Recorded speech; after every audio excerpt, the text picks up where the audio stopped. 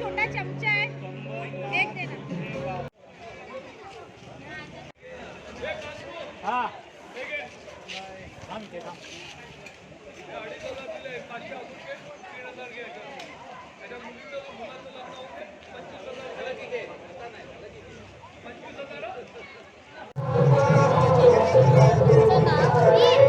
माझं नाव मंदार प्रमोद दुधवडकर।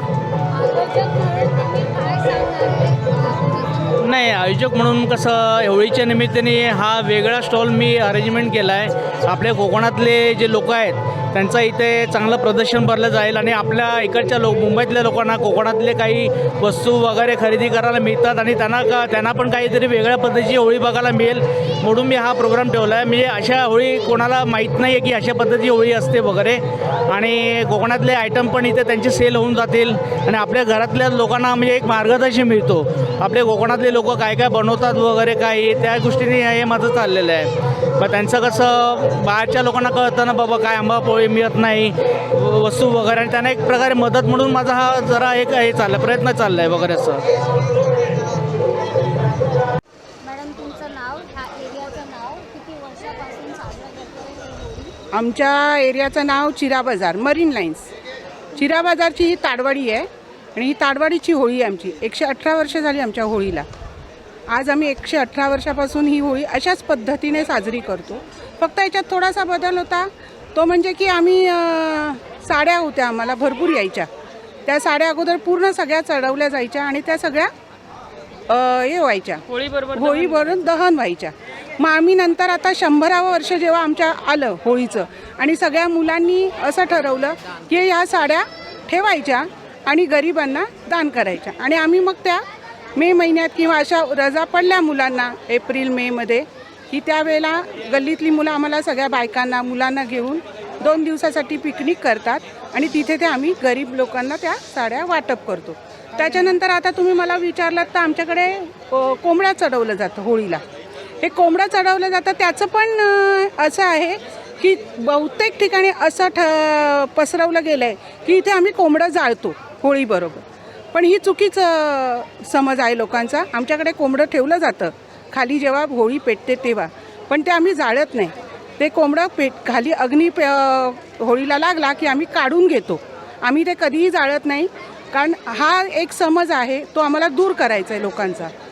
आणि ह्या होळीला ज्या कोंबड्या वगैरे येतात ते लोकांचे काही मन्नत असते किंवा त्यांच्या काही इच्छा असतात, त्या जेव्हा पूर्ण होतात तेव्हा ते त्या इच्छा पूर्ण करण्यासाठी ज्या पद्धतीने त्यांनी काही सांगितलं असतं, काही सांगतात 10 नारळाचं तोरण देऊ, काही सांगतात 5 नारळाचं तोरण देऊ, काही सांगतात आम्ही बकरा देऊ, काही सांगतात आम्ही कोंबडं देऊ। ते अशा प्रकारे ते त्यांचं पुढच्या वर्षी त्यांची इच्छा पूर्ण झाल्यावर ते आम्हाला देतात। मग हे आमच्याकडे ज्या कोंबड्या येतात 100-150 काय कोंबड्या येत असतील त्याचं दुसऱ्या दिवशी वार बघून आमच्याकडे प्रसाद केला जातो आणि तो सगळ्यांना वाटला जातो. असं नाही की गल्लीतलीच मुलं खात आहेत म्हणून, तर सगळ्यांना वाटला जातो. येणाऱ्या जाणाऱ्यांना सगळ्यांना दिला जातो आणि त्याची हे होतो.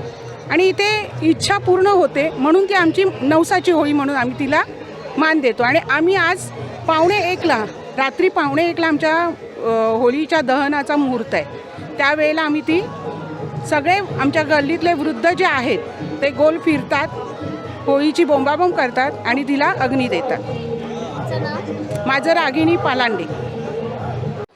सर तुमचं नाव? माझं नाव आहे रमेश खानविलकर. ह्या एरियाचं नाव? ह्या एरियाचं नाव चिरा बाजार ताडवाडी. आणि किती वर्षापासून साजरा करतोय आणि हे कोंबडा कोंबडीचा इतिहास काय आहे, तुम्ही काय सांगा? कोंबडा कोंबडीचा इतिहास सांगायचा आहे. हे 100 वर्ष होऊन गेलेत आमच्या होळीला. ही पारंपरिक होळी आम्ही साजरी करतो. भागपंचमी म्हणजे आधीच्या पंचमीपासून ही होळी आम्ही सुरू करतो आणि ही ह्या वर्षी दरवर्षी 15 दिवस चालते. पंचमीला तिची समाप्ती होईल. आणि इथे काय माहिती आहे, ह्या होळीला पहिल्यापासून नवस करणारे लोक आहेत ते कोंबडीचा नवस करतात, कोंबड्याचा नवस करतात, बकऱ्याचा नवस करतात. आणि जर त्यांचा नवस झाला, त्यांची इच्छा पूर्ण झाली तर ते इथे कोंबडा आणि कोंबडी देवीला अर्पण करतात, होलिका देवीला.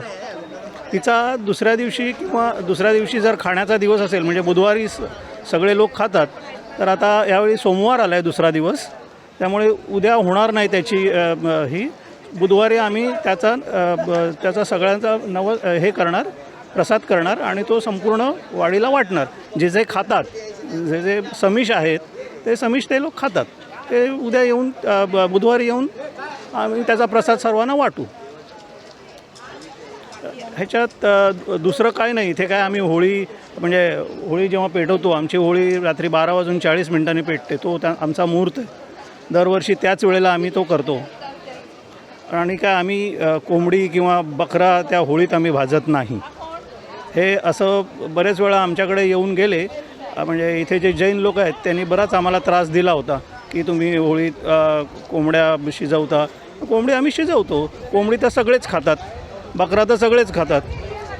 पण ते होळीत नाही, ते आम्ही वेगळा त्याचा प्रसाद करतो आणि वाटतो. माझं नाव रमेश खानविलकर. परत सांगू का?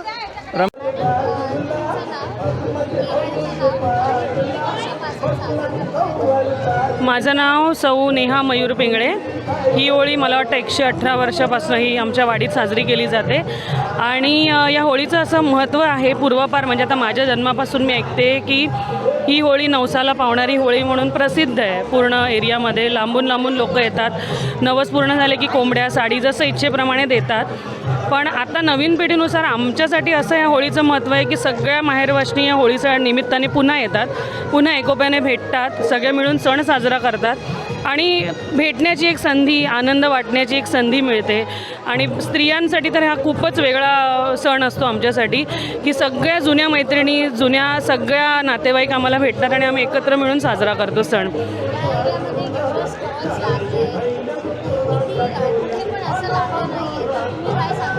स्टॉल्स म्हणजे या स्टॉल्सच्या निमित्ताने स्त्रियांना संधी मिळते. त्यांचं जे घरगुती जे काही त्यांनी केलं आहे ते विकण्याची संधी मिळते, व्यवसायाच्या संधी उपलब्ध होतात.